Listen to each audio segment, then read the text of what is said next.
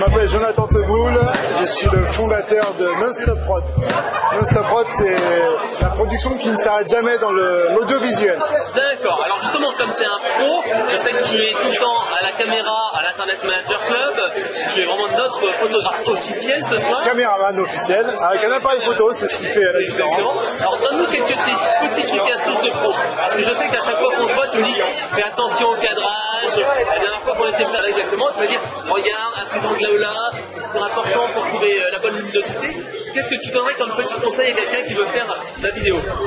Alors avant de se lancer pour filmer, il faut d'abord réfléchir. Et à quel plan on va faire, est-ce qu'on va prendre plusieurs personnes, une personne, la lumière, le son. Avant d'appuyer sur Rec, il faut réfléchir à ce qu'on va faire. Et beaucoup de personnes appuient d'abord sur Rec et se disent après qu'est-ce qu'on fait. D'accord? Donc la base, c'est de savoir d'abord ce que tu veux filmer. Et une fois que tu es calé, que tu as fait ta mise au point, que tu sais que la personne ne va pas te tourner le dos à ce moment-là, que tout est bien calé, alors tu peux enclencher. La base du tournage-montage, c'est une chose que j'applique systématiquement et qui est pas bien appliquée, je trouve, dans mon milieu. C'est que avant de tourner, il faut savoir ce que tu vas tourner. Comme ça, après pour le montage, t'as déjà bien dérushé. Parce que si tu filmes tout et n'importe quoi, t'arrives sur le montage et tu te retrouves, certainement ça doit t'arriver, avec des heures et des heures de rush, tu sais pas quoi en faire, et à la fin t'as plus envie de monter. Donc moi ce que je préconise, c'est d'abord de savoir ce que tu vas filmer, et de ne filmer que des bonnes choses. Comme ça, une fois que t'arrives sur le montage, tu n'as que du bon. Et à ce moment-là, c'est plus agréable de monter, ça va plus vite, et tu gagnes mieux ta vie. Exactement. D'ailleurs, moi je fais tout le temps des petits trucs comme ça, par exemple, quand je filme en extérieur, je fais attention au vent. Parce que souvent, en fait, on se met dos au vent. Ça, c'est quelque chose qui est vraiment, je commence à avoir, parce que autrement, t'as le bruit du vent qui est un bruit dans le micro qui est terrible. Ça, c'est... Bon, t'as des micros directionnels aujourd'hui, comme celui-ci. Tu peux rajouter des petits hérissons dessus pour atténuer le vent. C'est évident que tu vas pas te mettre devant un ouragan, mais toutes ces petites choses-là, ça c'est une goutte d'eau dans l'océan. C'est des milliers de choses que avec l'expérience, on arrive à capter, quoi, et qu'on arrive à éviter. Quels sont tes petits trucs pour le cadrage? On connaît la règle des tiers. Est-ce que toi tu filmes comme ça avec les ondes un peu décalées? Moi je suis très feeling. C'est-à-dire, on peut se mettre de côté, on peut se mettre l'appareil de côté, de travers. J'ai pas vraiment de règle.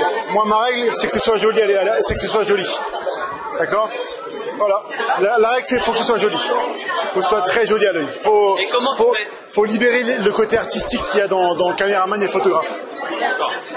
Alors justement, c'est ce que tu as comme matos, qu'est-ce que tu utilises actuellement? Je vois ici... C'est un Mark II, le 5D. Ouais. Alors je m'en sers plus pour faire des petits clips, des petits inserts. Et je me sers aussi d'une caméra XDCam X1 pour faire plus du reportage. Parce que tu as le reportage et le côté un peu plus cinématique.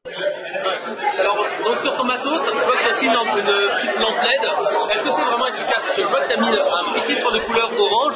Quel est l'intérêt en fait? C'est pour avoir plus de chaleur, pour donner une ambiance un peu plus... Alors quand tu as un peu trop de lumière blanche, cette couleur-là, elle va donner un petit peu plus de brun et une couleur un peu plus, la peau sera plus colorée. Maintenant, dans une ambiance trop jaune, alors tu changes de filtre, c'est l'inverse, quoi. Trop blanc plutôt. Exactement. Après, tu as plein de filtres et tu t'adaptes. Et au niveau autonomie, parce que je vois qu'il n'y a pas de batterie ni rien, c'est quoi, c'est des piles? C'est des piles rechargeables, ça ne coûte pas grand-chose. Et ça tient combien de temps, ce genre de petit truc? 6 heures. 6 heures? Non-stop? Non-stop Prod, c'est ma société. Ah ouais, la vache. Et ça coûte combien cette petite merveille? Ça, t'en as pour 4 000 € avec l'objectif, et la torche 350 €. Ah, quand même. Ah bah, c'est du professionnel. Hein. Voilà, c'est pas du matos amateur. Et autrement, au niveau micro, moi j'utilise beaucoup un micro-cravate. Ouais. Je me suis mis un petit peu directionnel, mais je suis un peu déçu parce que je trouve que ça prend beaucoup de son aux alentours. Qu'est-ce que toi tu préconises pour quelqu'un qui veut faire un peu de vidéo? Alors, le directionnel ne prend pas tout ce qu'il y a autour. Le directionnel prend vraiment ce qu'il y a dans sa direction. Alors, le micro d'ambiance, c'est une catastrophe. Ça, c'est un micro d'ambiance. Là, il doit y avoir un micro d'ambiance, c'est une grande catastrophe. Donc, il faut préconiser micro-cravate pour les interviews, ou sinon un micro-canon, qui est aussi directionnel. Après, il y a d'autres choses qui captent très bien le son, il faut s'adapter à chaque situation. D'accord. Donc tu es toujours avec ta baloche quand tu vas sur un tournage ou tu réfléchis avant? Non, j'ai toujours ma valise avec énormément de choses dedans et je dois m'adapter systématiquement sur chaque tournage. Alors là, on était sur la partie réalisation, tournage aussi. Qu'est-ce que tu utilises en fait pour faire ton montage? Tout simplement un ordinateur avec un logiciel qui s'appelle Edius de Grasse Valley, Edius 6.5, version professionnelle. C'est l'équivalent d'Adobe Premiere ou de Final Cut. C'est très puissant et ça, c'est pas très lourd sur une machine. Mais c'est mieux parce que Premiere, normalement, c'est un peu After Effects, c'est un petit peu les références. After Effects, c'est pas pour le montage comme Adobe, c'est pour les effets spéciaux et on peut cumuler Edius avec After Effects sans aucun problème. Adobe Premiere, c'est vraiment on va dire le haut de gamme bien sûr, mais c'est très lourd, il faut avoir une grosse machine et ça coûte cher. Edius, c'est très puissant, ça coûte pas cher et ça pèse pas beaucoup sur un ordinateur.